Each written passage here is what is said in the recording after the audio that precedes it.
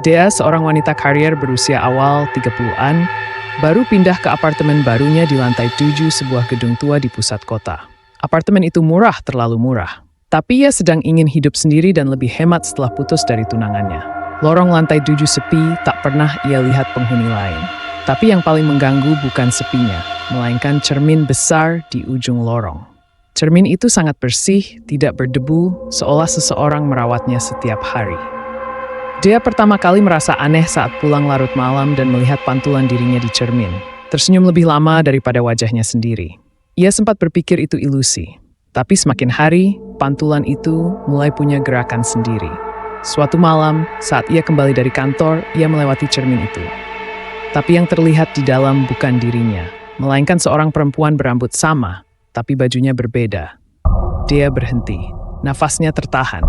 Perempuan di dalam cermin melambai dan berkata pelan, "Akhirnya kamu lihat aku juga."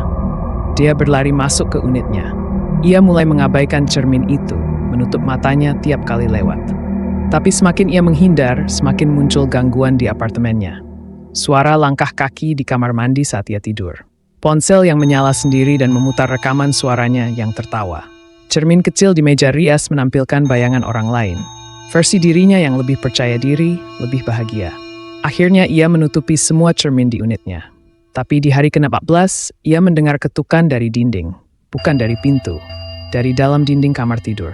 Ia tempelkan telinganya dan mendengar bisikan, "Kalau kau tidak ingin jadi aku, akan aku gantikan kau sepenuhnya." Besoknya, manajer gedung mendapati unit 7B kosong. Semua barang masih ada, tapi tidak ada tanda-tanda kepergian. Hanya satu hal yang berubah. Cermin di ujung lorong sekarang memantulkan 2 orang berdiri berdampingan. Padahal, hanya 1 orang yang melintas. Cermin itu kini ditutupi kain hitam. Tapi penjaga malam gedung berkata kadang kainnya terbuka sendiri. Dan saat itu, cermin akan menampilkan sosokmu yang lebih kuat, lebih cantik, lebih sempurna. Tapi ingat, insya kau terus sering menatapnya. Isir berpikir gemen simkal.